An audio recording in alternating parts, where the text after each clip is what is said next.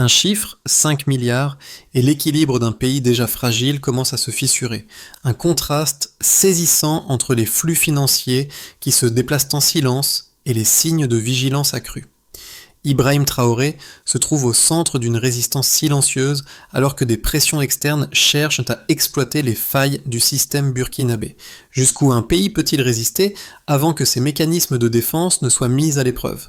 Le récit qui suit ne se limite pas à une tentative de corruption échouée, mais révèle une méthode, une architecture de pression subtile mais puissante. Il ne s'agit pas seulement d'un homme, mais de la capacité d'un pays à se maintenir face à des forces extérieures sans compromettre ses principes fondamentaux. Comment ces dynamiques cachées façonnent-elles la résistance d'Ibrahim Traoré et du système qu'il incarne? Peut-on comprendre les mécanismes à l'œuvre avant qu'ils n'éclatent au grand jour? En un instant, tout peut basculer. Un chiffre, un signal, un moment clé. L'objectif de cette analyse est de vous dévoiler une réalité cachée, bien au-delà des apparences. Loin des discours et des slogans, nous allons plonger dans les détails, observer les variations subtiles et comprendre comment chaque écart, même minime, peut avoir des conséquences profondes sur le système burkinabé. À travers cette exploration, vous découvrirez comment une institution déjà fragilisée peut se maintenir et comment les pressions externes, aussi discrètes soient-elles, cherchent à exploiter des vulnérabilités dans un système en mutation. Les bénéfices sont clairs. Savoir identifier les signaux faibles et anticiper les mouvements avant qu'ils ne prennent une ampleur critique. Ce récit n'est pas seulement un rapport d'événements, mais un guide pour comprendre comment de petites anomalies peuvent se transformer en défis de taille pour la résilience nationale. Au cœur de cette analyse, un écart de 17% dans les flux internes burkinabés est le déclencheur d'une enquête plus vaste. Ce chiffre, bien que modeste, est le point de départ d'une série de révélations qui font basculer la situation d'une simple anomalie à une menace systémique. Le cadre institutionnel du Burkina Faso repose sur des mécanismes de surveillance qui fonctionnent à un rythme mesuré. Les autorités suivent les flux financiers, notent les déplacements atypiques et analysent les comportements étrangers. Rien dans les premiers signes ne semble alarmant. Mais ces petites anomalies, ces variations dans les chiffres et ces déplacements apparemment banals se combinent pour former une image beaucoup plus inquiétante. Ibrahim Traoré, mentionné dans les rapports comme un point de résistance clé, incarne cette stabilité au sein du système. Son rôle n'est pas celui d'un acteur visible ou d'un leader médiatique, mais celui d'un fonctionnaire qui sait maintenir l'équilibre dans un environnement où chaque mouvement, chaque chiffre peut être scruté et analysé. Ce n'est pas un incident isolé, mais un enchevêtrement de signaux faibles qui commence à tisser une toile de fond complexe. Traoré se trouve au centre de cette toile, et c'est là que l'histoire prend un tournant. Ibrahim Traoré n'est pas seulement une figure d'autorité, mais un maillon essentiel du système de surveillance de l'État burkinabé. Son rôle est souvent invisible, presque bureaucratique, mais c'est cette discrétion qui en fait une pièce maîtresse du dispositif. Il ne cherche pas la gloire ni l'attention, mais il agit comme un garant de la cohérence et de la stabilité au sein d'une structure déjà fragilisée par des pressions internes et externes. L'impact d'Ibrahim Traoré se fait ressentir dès les premiers signes de déviation dans les flux observés. Lorsqu'un écart de 17% dans les flux internes est détecté, ce n'est pas un simple chiffre, mais un signal qui nécessite une attention particulière. Traoré, loin d'être un simple fonctionnaire, devient alors un acteur clé dans la gestion de ces anomalies. Il joue un rôle de médiateur entre les données brutes et les actions concrètes entreprises pour protéger le système. Au lieu de réagir de manière impulsive, Traoré applique une approche méthodique, utilisant les outils à sa disposition pour vérifier, croiser et analyser les informations. C'est cette approche calme et raisonnée qui marque la première étape de la résistance face à des forces extérieures, souvent invisibles mais présentes. Le système burkinabé, sous sa supervision, se transforme en un modèle d'analyse stratégique où chaque écart est pris en compte, mais avec une logique de prévention plutôt que d'intervention hâtive. Ibrahim Traoré ne se contente pas de superviser. Il instille un cadre dans lequel chaque mouvement est analysé avec minutie et chaque variation devient un élément d'un puzzle plus large. C'est ainsi qu'il incarne une forme de résistance tranquille, où l'action est prise au moment opportun avant qu'un petit détail ne devienne une menace ouverte. L'histoire commence avec un simple écart dans les flux financiers, mais elle évolue rapidement vers un enchevêtrement complexe d'événements qui culmineront dans une série de révélations cruciales. Dès qu'un écart de 17% dans les flux internes est observé, une question surgit: est-ce un incident isolé ou le signe d'un problème plus profond ? Ce premier signal, bien que modeste, oblige les autorités à adopter une nouvelle approche. Le système de surveillance burkinabé, longtemps perçu comme rigide et réactif, devient progressivement un outil plus adaptatif, capable de traiter des anomalies avec une approche proactive. Le premier acte de la série commence lorsque les services de surveillance notent un visiteur étrange circulant entre des sites civils et militaires sans explication administrative claire. Cet individu semble insignifiant, mais l'histoire prend une autre tournure lorsqu'il est lié à des transferts d'argent dont certains numéros apparaissent régulièrement dans les flux. À première vue, ces mouvements peuvent sembler anodins, mais à travers le prisme de l'analyse minutieuse, chaque déplacement devient une donnée cruciale dans la construction d'un récit plus large.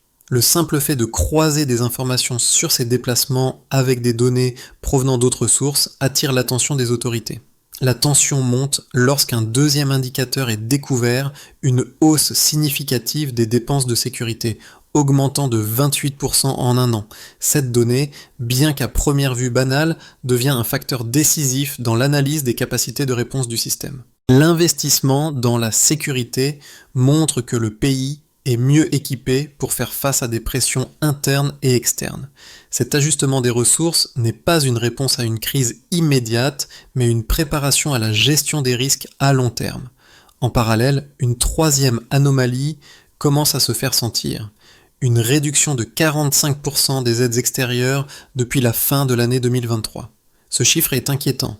Non seulement il reflète une fragilité accrue du pays sur le plan économique, mais il modifie également le cadre dans lequel les autorités doivent opérer.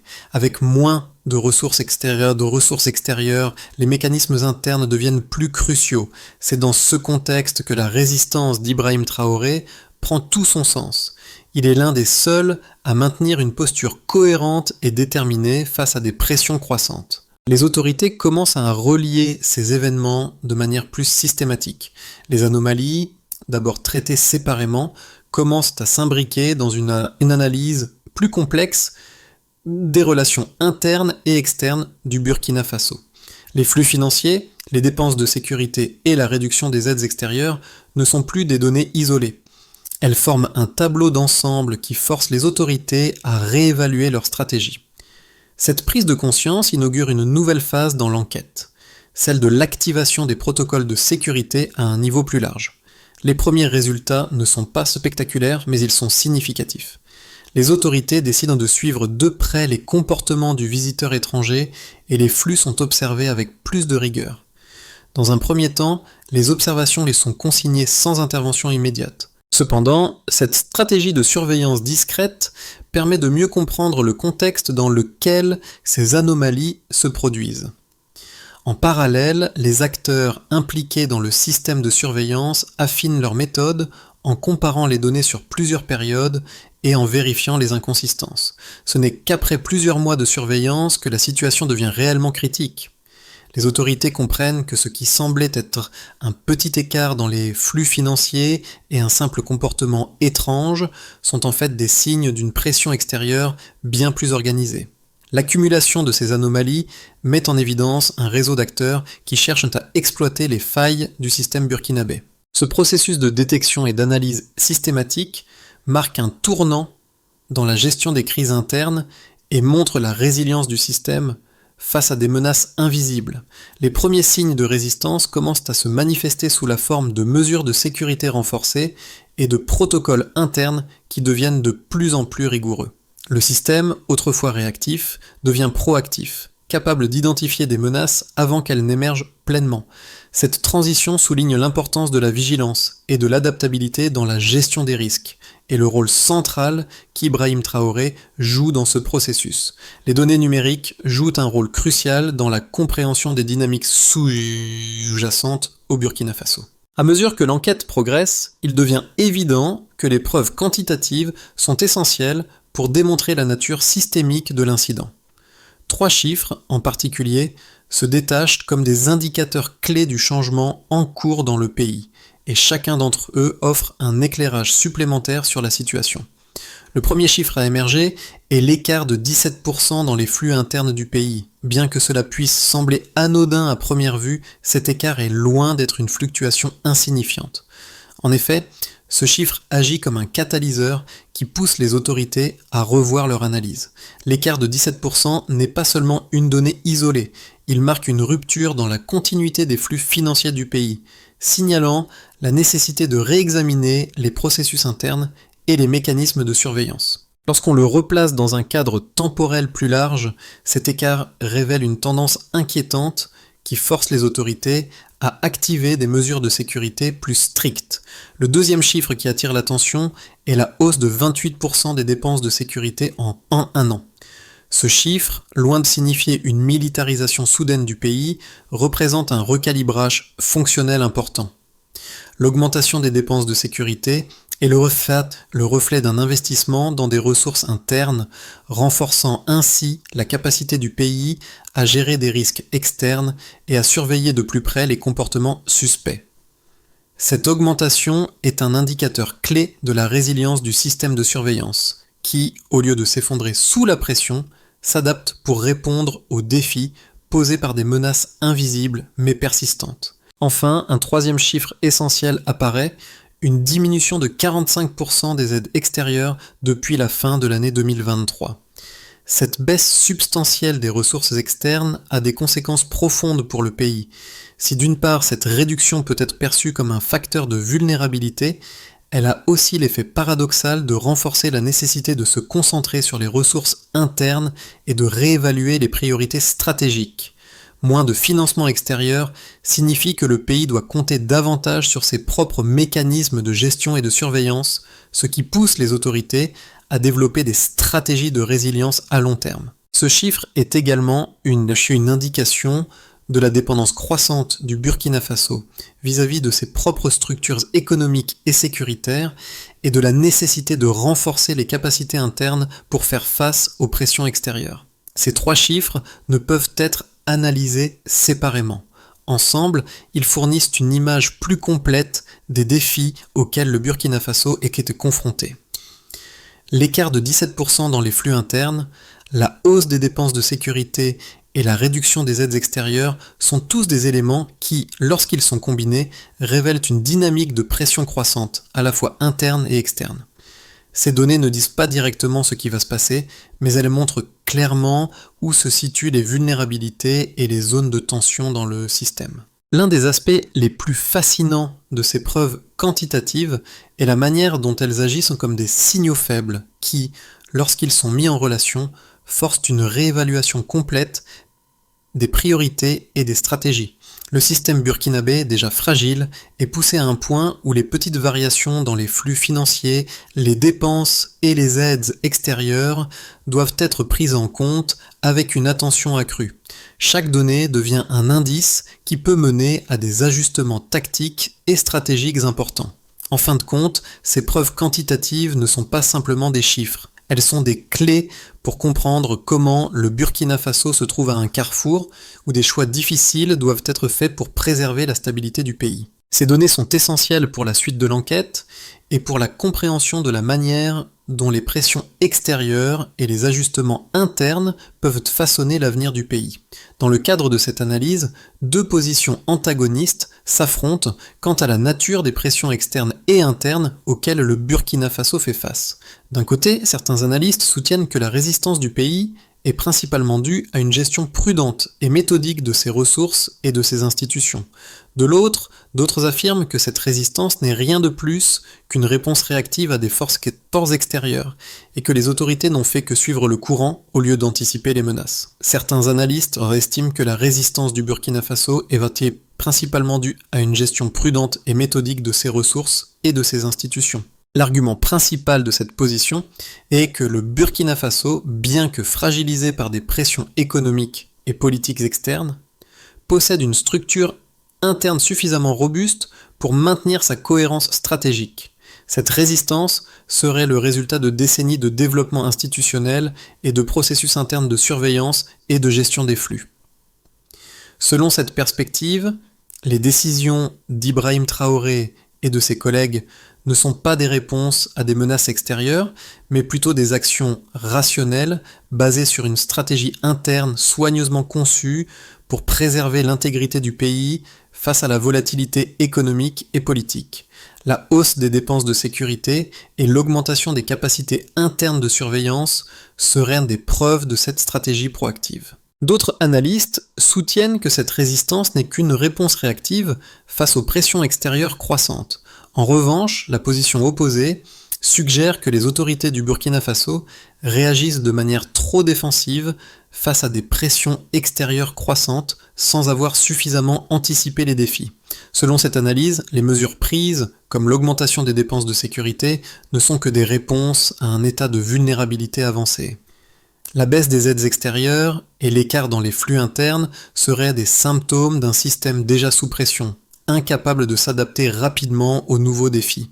D'après cette vision, le pays n'a pas suffisamment renforcé ses institutions de manière proactive avant d'être confronté à ces crises. Les positions sont effectivement nuancées et il semble que la réalité soit un mélange des deux. La réalité est sans doute un mélange des deux. Le Burkina Faso n'a pas seulement réagi à des forces extérieures, mais a également anticipé certains défis grâce à ses structures internes. Cependant, la pression externe, en particulier la réduction des aides extérieures, a poussé le pays à adapter ses réponses plus rapidement qu'il ne l'aurait fait autrement. Il est évident que les autorités ont dû renforcer leur vigilance et leur capacité de réponse face à des menaces qu'elles n'avaient peut-être pas entièrement prévues. C'est cette combinaison de stratégie interne et d'adaptabilité externe qui a permis au pays de résister jusqu'à présent. Il devient évident que ce n'est pas uniquement la résistance d'un homme ou d'une institution qui façonne la dynamique, mais aussi la manière dont les signaux faibles sont interprétés et intégrés dans une stratégie à long terme. Au moment où l'analyse atteint son point médian, une vérité fondamentale émerge. Ce n'est pas seulement la résistance d'un homme ou d'une institution qui façonne la dynamique, mais la manière dont les signaux faibles sont interprétés et intégrés dans une stratégie à long terme. Le rôle d'Ibrahim Traoré, loin d'être uniquement celui d'un individu résistant à la pression extérieure, devient celui d'un catalyseur d'un système plus vaste, où chaque petite variation est scrutée et où chaque geste est mesuré. Les premiers indices, tels que l'écart de 17% dans les flux internes et la hausse des dépenses de sécurité, commencent à se relier entre eux. Les premiers indices, tels que l'écart de 17% dans les flux internes et la hausse des dépenses de sécurité, commencent à se répondre. Ils ne sont plus considérés comme des anomalies isolées, mais comme des éléments d'un ensemble cohérent qui se transforme en un système d'alerte. Ce n'est pas seulement l'action d'un individu ou la réaction d'une institution face à une crise immédiate, mais la manifestation d'un système qui apprend à réagir en fonction de chaque variation perçue. L'enjeu principal réside dans la capacité à anticiper et ajuster les réponses selon les données recueillies. Ainsi, le véritable enjeu n'est pas simplement de répondre à une crise, mais d'anticiper, de comprendre et d'ajuster les réponses en fonction des données recueillies. Ibrahim Traoré incarne cette stratégie d'adaptabilité, où la réponse n'est pas immédiate, mais réfléchie et intégrée dans un cadre plus large. L'impact de cette analyse sur le système burkinabé est considérable, affectant différents groupes de manière distincte. L'impact de l'analyse sur le système burkinabé ne se limite pas à une simple prise de conscience des anomalies financières. Il engendre des conséquences concrètes pour plusieurs groupes distincts, chacun réagissant différemment aux pressions croissantes. Pour les autorités burkinabées, l'analyse des données a déclenché une série de mesures bien plus larges que la simple surveillance. Pour les autorités burkinabées, l'analyse des données a déclenché une série de mesures qui vont bien au-delà de la simple surveillance. L'accroissement des dépenses de sécurité et des capacités de surveillance démontre une réorientation des priorités vers la consolidation interne. Les ajustements sont mis en œuvre pour renforcer les mécanismes de résilience, de manière à compenser la réduction des aides extérieures et à anticiper de futures menaces. Les décisions prises par Ibrahim Traoré et les autres responsables sont désormais orientées vers la préservation de la stabilité du pays. Ces actions, bien que préventives, ont des conséquences sur le fonctionnement quotidien des institutions, augmentant la charge de travail et allongeant les délais de traitement des demandes administratives. Les acteurs économiques doivent également ajuster leur stratégie face aux changements dans les flux financiers et les dépenses de sécurité. Pour les acteurs économiques du pays, la réévaluation des flux financiers et des dépenses de sécurité impose des ajustements stratégiques. L'augmentation des coûts de conformité et de sécurité influence les transactions commerciales, notamment pour les entreprises ayant des partenariats externes. Les partenaires internationaux, sensibles aux tensions internes, réévaluent leur approche vis-à-vis du Burkina Faso, ce qui entraîne une certaine frilosité dans les échanges commerciaux et les investissements. Cela se traduit par une pression supplémentaire sur les entreprises locales qui doivent désormais naviguer dans un environnement plus strict et plus complexe. Les citoyens, bien que moins directement impliqués dans la prise de décision, ressentent l'impact de ces ajustements au quotidien. Les citoyens burkinabés, bien qu'indirectement concernés par ces ajustements institutionnels et économiques, ressentent les effets de cette réorganisation. Les contrôles accrus, bien qu'invisibles pour la plupart, entraînent des délais administratifs plus longs et des perturbations dans les services publics. Les prix des biens et services commencent à fluctuer en raison des tensions sur les chaînes d'approvisionnement liées à des vérifications plus rigoureuses et à des contrôles internes renforcés. La perception générale des citoyens se modifie, car ils prennent conscience que la stabilité de leur quotidien dépend de l'adaptation du système aux nouvelles réalités géopolitiques et économiques. Les régions les plus vulnérables, en particulier celles proches des frontières, subissent des effets visibles de cette réorganisation. Les régions les plus vulnérables aux pressions extérieures et internes, notamment celles situées aux frontières, subissent également des effets visibles. Les infrastructures locales sont mises à l'épreuve par les ajustements des priorités de sécurité et les nouvelles exigences administratives. Dans certaines régions, le manque de ressources pour soutenir ces changements entraîne une fragmentation des services avec des disparités croissantes entre les zones urbaines et rurales. Le rôle des autorités locales devient crucial car elles sont responsables de maintenir la cohésion dans un contexte où les tensions internes se répercutent sur la gestion quotidienne. Cette dynamique interconnectée entre groupes montre que les ajustements dans un domaine affectent les autres. Au fur et à mesure que ces différents groupes réagissent aux ajustements internes, il devient clair que l'impact de l'analyse ne se limite pas à la sphère politique ou économique. Il touche tous les aspects de la vie sociale où chaque décision prise par les autorités burkinabées engendre des répercussions en cascade. Les groupes institutionnels, économiques, les citoyens et les régions se retrouvent dans une dynamique interconnectée où les ajustements d'un domaine affectent directement les autres. À mesure que les tensions internes et externes au Burkina Faso évoluent, 3 scénarios distincts se dessinent pour les 6 à 12 prochains mois. Chacun de ces scénarios repose sur des facteurs clés qui détermineront l'avenir immédiat du pays et la manière dont il réagira aux pressions croissantes. Ces scénarios ne sont pas des prédictions définitives, mais des cadres pour comprendre les possibilités de développement dans un contexte de crise persistante. Dans un premier scénario, les autorités parviennent à maintenir une stabilité relative malgré les pressions externes. Dans ce scénario, les autorités burkinabées parviennent à maintenir une stabilité relative malgré les pressions externes. La résistance institutionnelle, soutenue par des ajustements internes dans les secteurs clés comme la sécurité et l'économie, permet au pays de s'adapter aux nouvelles réalités. Les autorités réussissent à gérer les tensions internes en consolidant les mécanismes de surveillance et de contrôle. Bien que des perturbations mineures surviennent, notamment sous forme de hausse de coûts et de tensions sociales, les structures de l'État sont suffisamment résilientes pour gérer ces défis sans qu'une crise majeure ne se déclenche. L'adaptation aux changements géopolitiques et la réorientation des ressources internes offrent un certain degré de protection contre les pressions extérieures. Un scénario plus optimiste prévoit un renforcement des capacités nationales grâce à des ajustements internes réussis.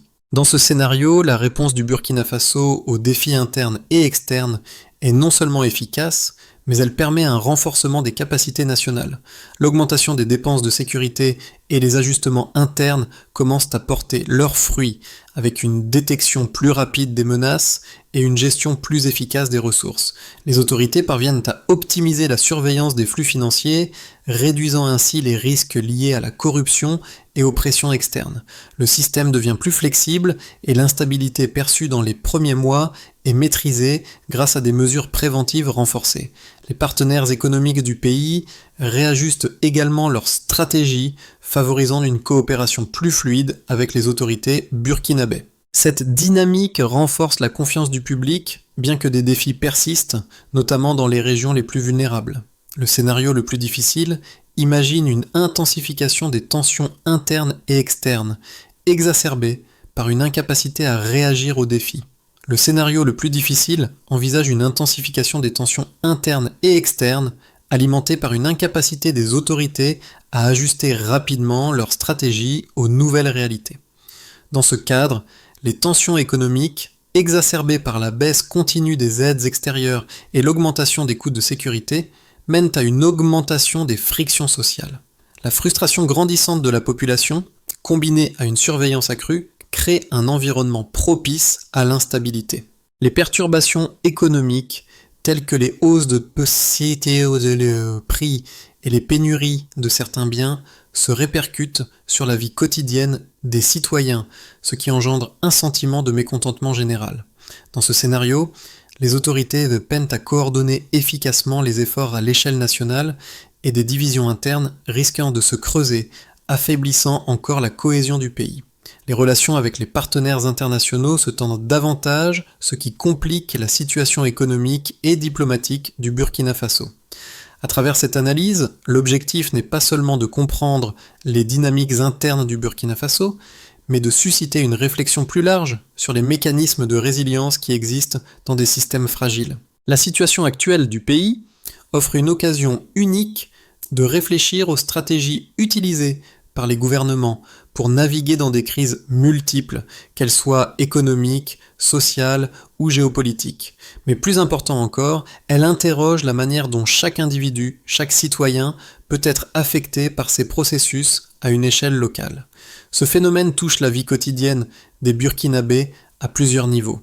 L'impact des décisions politiques, des ajustements internes et des réponses aux pressions externes n'est pas abstrait. Il touche chaque aspect de la vie quotidienne des Burkinabés.